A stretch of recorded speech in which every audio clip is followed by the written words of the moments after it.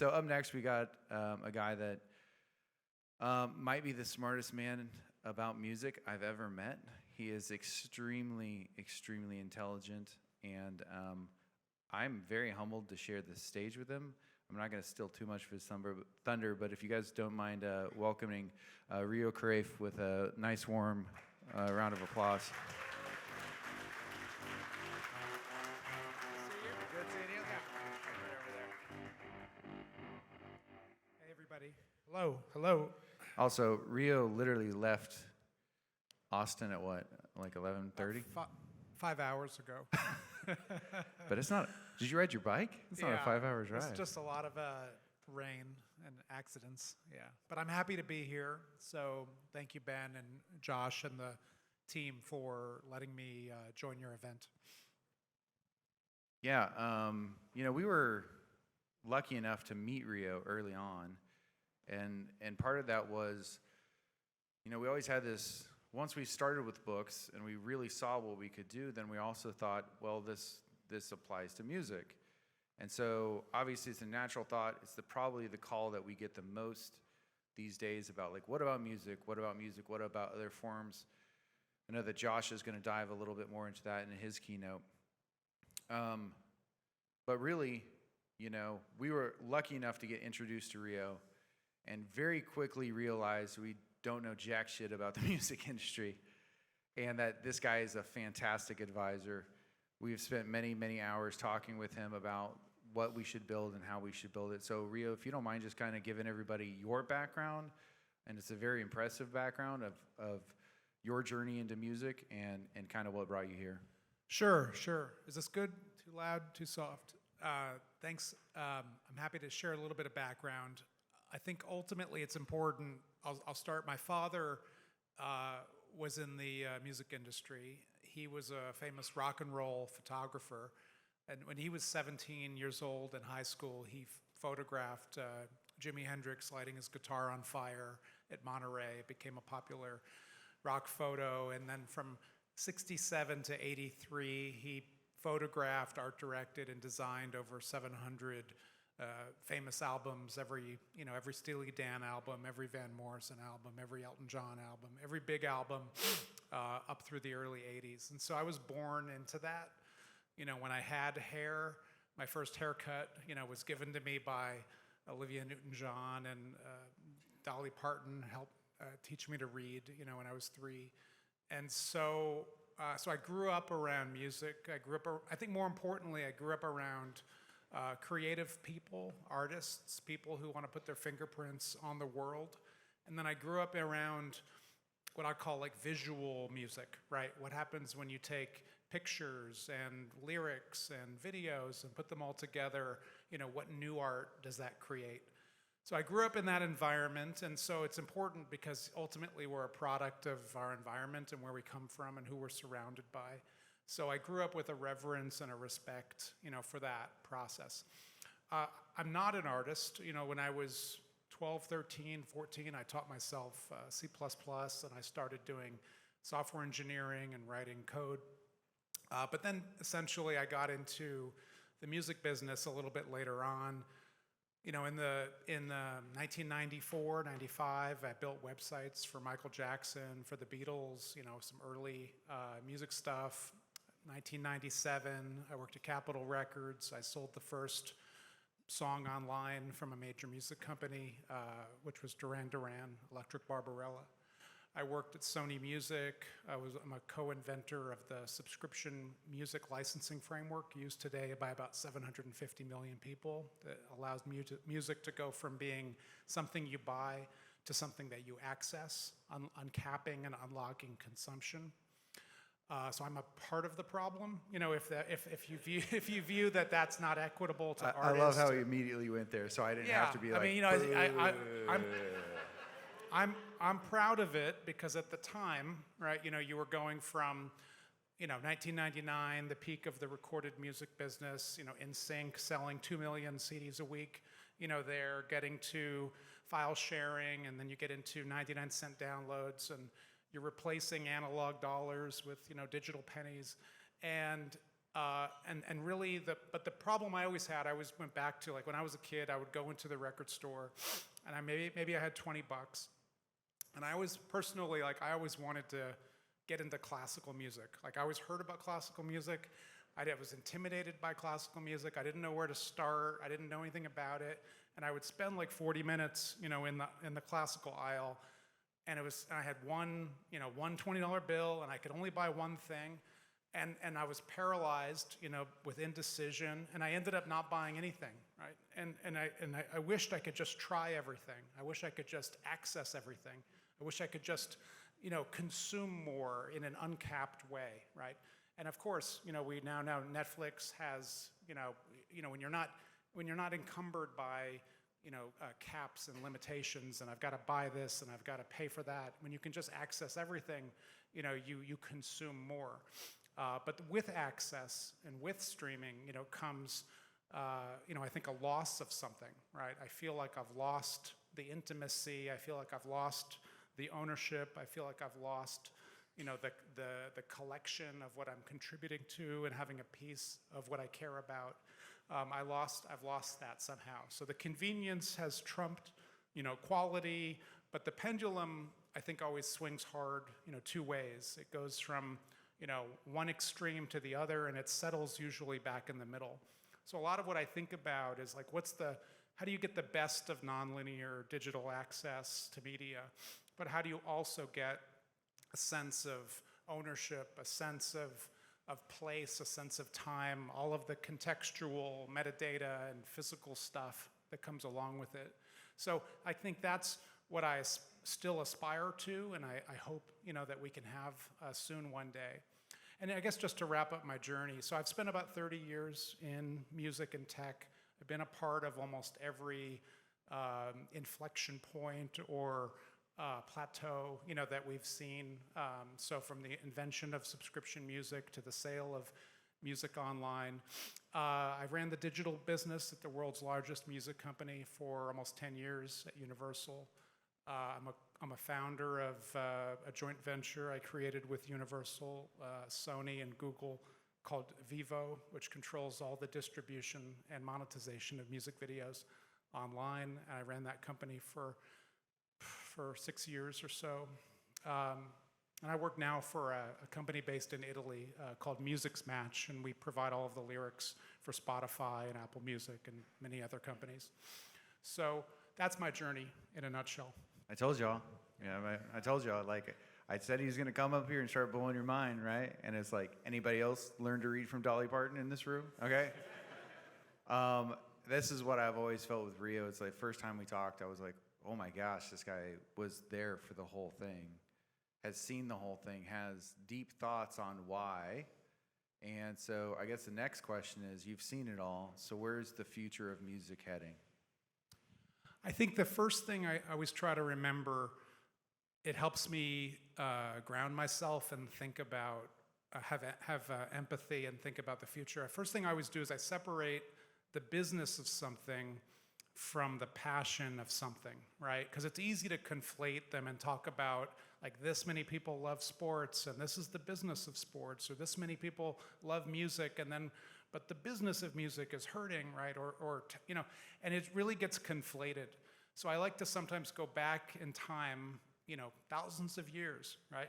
To a time when, you have to think about what are the things that are hard-coded into our cellular DNA that make us human, right? Why does a 6-month-old, 12-month-old baby, move to Bob Marley? What is it about humans that crave storytelling, right? And what is it about humans that make them want to dominate, win, and compete, and form tribes, to go against others, right? All of that manifests in sports. It manifests in movies and television shows and books. It manifests in music, right? And nonverbal communication and dance, right? So then there's religion and reproduction and survival, but between all those things, there's like 10 things, right, that all of us have in common. So those are, you're not going to wake up one morning and find a continent of people who just don't like music, or who don't like sports, or who don't like storytelling, right? So I always try to think about that pipeline to the soul, right? The thing that gets a pure emotional resonance and response, and that's not going away. The packaging will change, the distribution will change, the business models will change, but the foundational well, is sound, right? And that's going to be here for another 1,000 years, just like it has been here before. So those are good places to build businesses, right? There's a reason why, advertisers love the Super Bowl. They get 150 million people all in one place, right? So getting that passion, getting that energy is really a good place to build a business. And so when I think about the future, and to get back to the question, like where are we going? What's going to happen?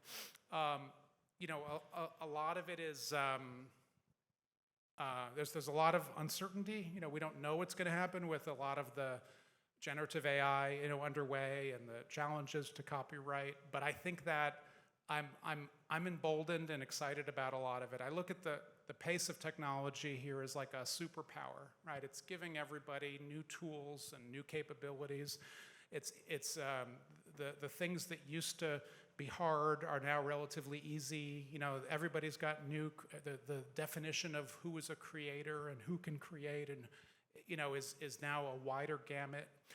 The world used to be a small amount of people would make things for a large amount of people, to have. And now, the definition of what is a creator is fluid. So I tend to look at it as,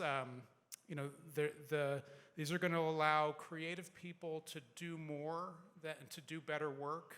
They're going to allow more people to create new methods of discovery, new business models.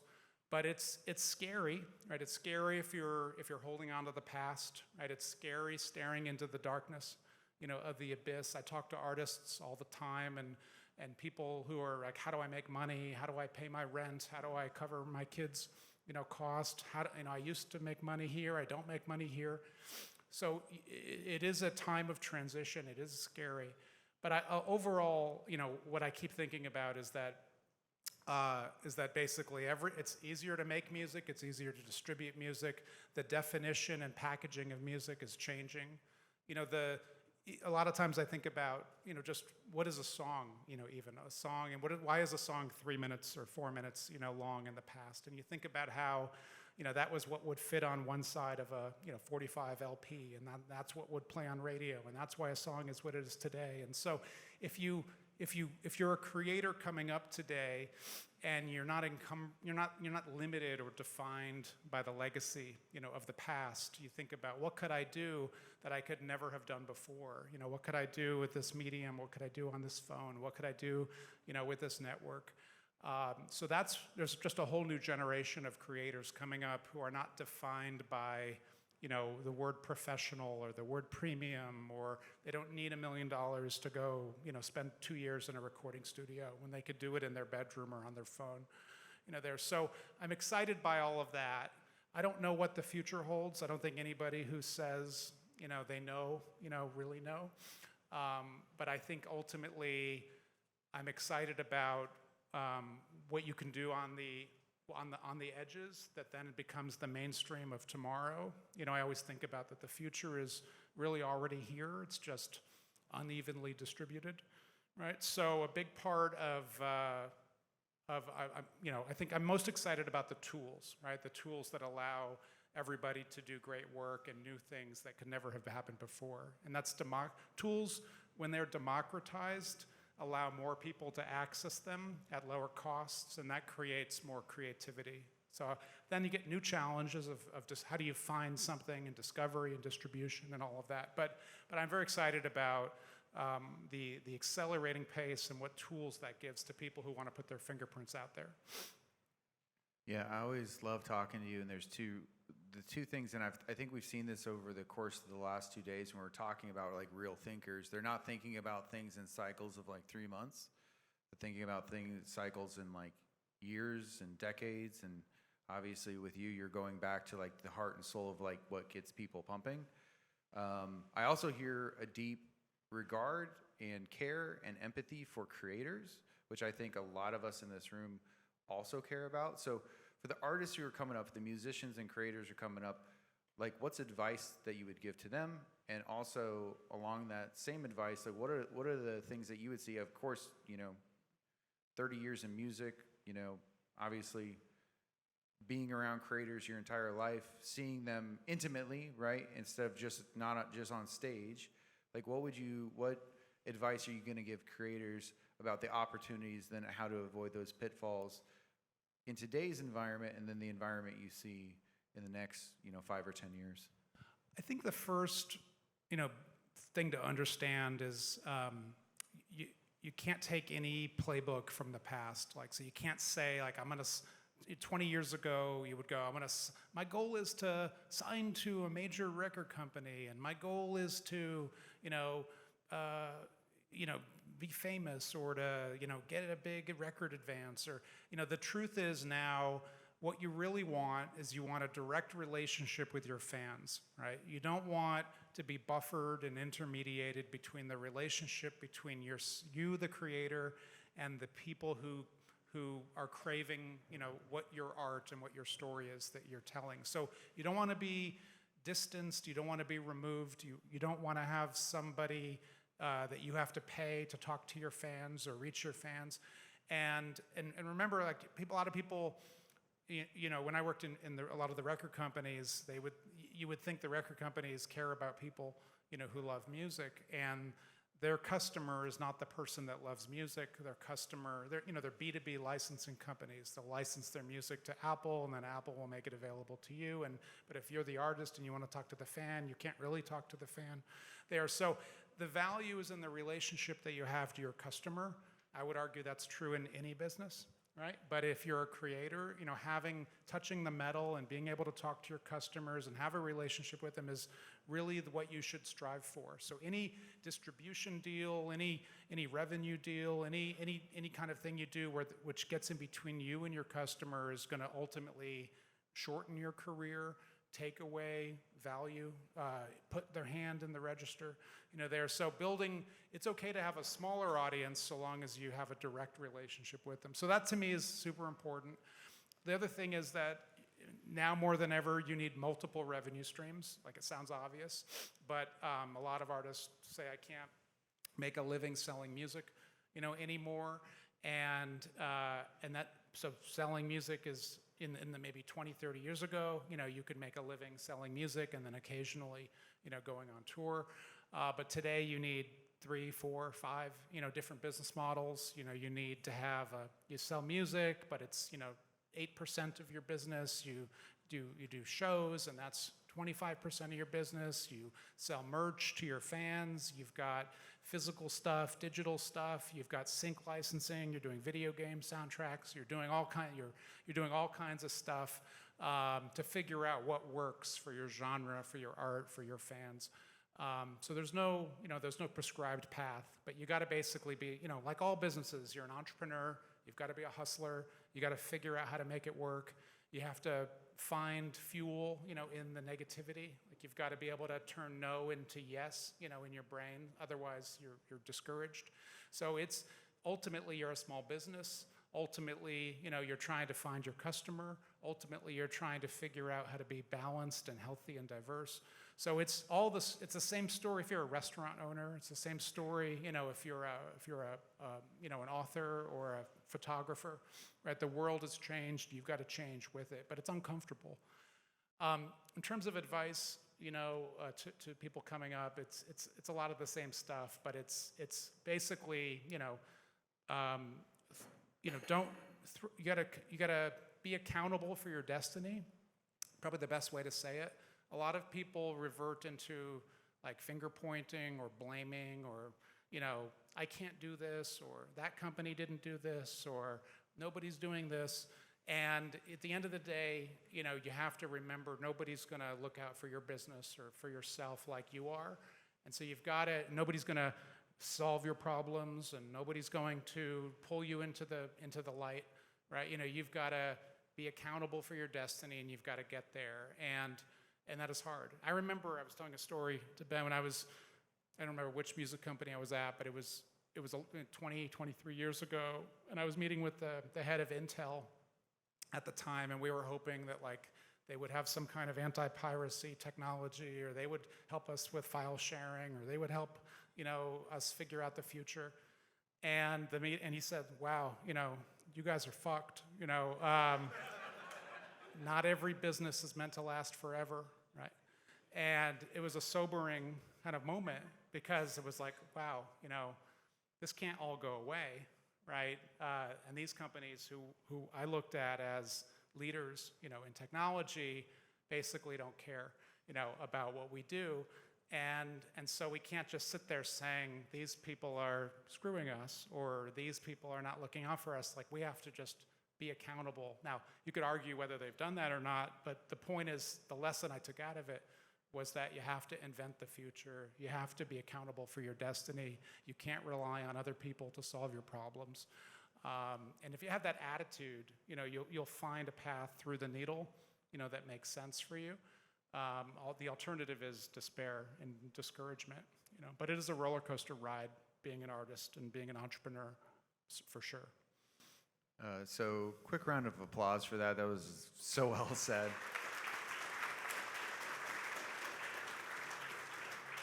Like, I've talked with you. The Intel conversation is always one of those that is always mind blowing to me too, because I feel like it's one of those where you're like, can I get some help here? And it's like, well, some people die.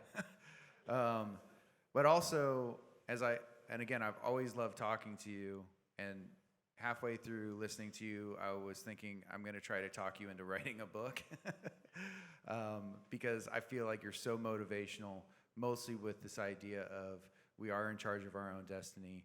We do live in a world dominated by streaming, right? We live in a world dominated by a handful of centralized players. So what are your thoughts on personal ownership of media, specifically music, moving into the future? What do you think that looks like? I mean, I think it was very well said, is like, we're in the future. This exists now, right? It's a fringe. It's very fringe, right? Like, I saw our first music, in our Stuff app the other day being played, and being played that a song I actually own. Like, how do you think that plays out, and what are your thoughts on me being able to actually own my music now? Yeah, I always try to, when I think about this kind of stuff, I try to fork, my consciousness and think about two things, right? There's how do I think about it, and then there's the realization that I'm now, 48 years old, and maybe what I think about it doesn't matter because I'm basically dead, like in the eye of the generation, coming up. So there's like, what do I think about it? And then there's the throwing away of that because it doesn't really matter to the 17-year-old or the 7-year-old, of today. So I try to keep both thoughts at the same time. So I miss physical media. I used to have a ton of it. I had thousands of CDs and thousands of books, and then I think my wife reminded me we've moved 8 times in 10 years, and I think 4 of those moves I didn't even bother unpacking my stuff, and then eventually I got rid of it. But I feel there's a hole. I feel empty. I don't feel like I have a connection, right, to the past or to the things that I care about that I used to express and feel through the physical collection of stuff. However, I've also tasted, the benefits of streaming and unfettered access, and I don't need to own everything if I can access everything, right? And I think once you've tasted that, I think it's hard to go back and not have that, right? So I feel like, what does the future look like? It's all of the benefits of nonlinear digital access with, some connected physical goods, or some sense of ownership that comes from being able to pass it down, being able to share it, being able to, maybe resell it, but ultimately having something that's less ephemeral, less fleeting, more permanent, right? More of something that is mine as opposed to something that is, in the ether. I remember the first time and I know that's possible, right? I remember the first time I experienced that. It might have been, again, I'm fuzzy with the dates, it was late 90s, and I was working at Sony, and we were a sponsor of the MIT Media Lab, in Boston, I think. And we got a tour. I don't know, what do you get for that? We got a tour, of the Media Lab. And I remember going into different people's offices and seeing what they were working on. And I went into one guy's office, and he had thousands of vinyl LPs, all on all the shelves, floor to ceiling, and it was very cool. And he said, pick a record out, from the shelf. And I picked out like Bob Dylan, Highway 61 Revisited or something. And it was the real record and the gatefold LP with the photos and the lyrics and the pictures and the album. And then he said, now toss it on the conference room table there. And I tossed it on the table. And as soon as it hit the table, the music started to play, through the speakers, in the room. And then he said, now like turn it 45 degrees on the table. And then it would skip songs, it would go forward, back. It was pretty simple stuff now. But back then, it was like magic. It was like I can have the actual album and all of the experience of the physical goods and have it all play digitally, through the room magically. And of course, there was a little NFC, chip, in the record, and a reader hidden under the table, triggering a file on a server, somewhere to play. All of which was, really cutting edge in '99 or '98 or whenever that was. But to me, it was no compromise, right? I get the best of physical, I get the best of digital, and it all works seamlessly, like magic. So, today we can't even do that, or we don't really have, standard ways, to do that. But I feel like, so then I also think about, like, what does my son want, who's 9, right? Or my daughter, who's, 16 months, what's it gonna be like for her? And so I'm trying to be careful, like, not to take my own, bias or my own thoughts and then project them into the, what does the next generation want? I don't know. But I feel like as humans, we crave collecting things. We crave owning things, right? We also want to enjoy things, but we also feel empty, like when we're not a part of something, right? And so I think the future lies in how do you make people feel like they're part of something bigger than themselves and make people feel like, they're connecting to something that means something and resonates to them in their soul, but then and doesn't compromise all the beauty of digital and access, but gives you a sense of belonging or ownership or, a feeling of community. That's what I think the future looks like, at least for my generation or maybe the generation that comes next.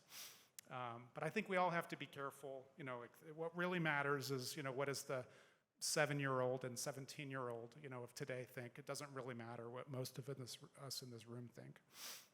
Yeah, I think that's really great advice. I mean, I think there's, even mostly in the blockchain world, there's always some bias of like, this is going to unseat that, or there's room for both, right? And I think you are always talking about room for both. Also, how does it affect the creator? I know, like, for us, when we talk about it, it is about empowering the creator to talk to their fans almost immediately, be able to give them a sense of community, have the super fans that we can airdrop stuff to, the unheard tracks, the connect with other fans, being able to use that to buy special edition merch, that special edition vinyl, as long as you own these digital albums. All of those things are super exciting to me. I would love to hear, got a couple more minutes left, of just, out of all the things you talked about, what are you most excited about for the future of music? And maybe a little bit of where do you think your role is in that? Yeah, maybe to answer it backwards. It took me maybe 10 years in my career to figure out like what made me happy. And you don't really, like, for me, it's a slippery thing. It's like maybe you're happy and then gradually you're unhappy, and then you realize you're unhappy, and then you figure out, how do I get back to the place where I was last happy, and I'm pattern matching, like what does that have in common? So it took me a long time. Maybe some people never figure that out, or maybe some people just know that right away. But to me, it took me a while, but once I realized it, I realized, okay, what makes me happy? What makes me happy is supporting artists software developers, photographers, architects, so anybody who feels compelled to make something, they all have something in common, right? They need three things, right? You know, they need to make a living, right? They need to find an audience because obscurity is the enemy of their artistry, and they need inspiration through tools, right? They need new palettes of tools to express themselves creatively, right? And those are the three, there's lots of other things, but those are the three things I've identified that everybody has in common who feels compelled to make something without regard for what medium or industry you're in. And I found that I can't make anything, but I like helping people who do want to make things, right? And I want to help them at tremendous scale. I want to help them make a lot of money. I want to help them find their audience, and I want to help them find inspiration through new tools to make new stuff, right? So once I realized that, everything got a lot simpler, because every decision I could make in my life, I would just run up against that filter, and I could see pretty quickly, is this new thing, is this new opportunity, is this new job, is this new company, is this gonna help me be happy or do those things? Because I know that's what I need to do in order to feel like I'm fulfilled and happy. So, like, to me, that's what I do, and that's what I wanna continue to do as long as I can. In terms of what I'm excited about, you know, it's, I touched on it earlier, and it's a little bit maybe obvious, but I'm very excited by all the generative AI developments going on, and what that means for artists, and what it means for fans, and what it means for everybody on the spectrum in between. I've been in this a long time, you know, since, you know, online since 93, 92, but I have never seen anything quite like this. It's kind of up there with me, for me, like TCP/IP or the invention of the browser. Like, it's something that comes along every 20, 30 years, like at best. And so I'm very excited about it. And I don't think we even understand, you know, all of it, and can't even comprehend, and are underestimating what's possible, you know, but it's terrifying, you know, and exciting at the same time, which, you know, and when that happens, you know that there's something there. Man, again, I always love talking to you. I am going to disagree with you.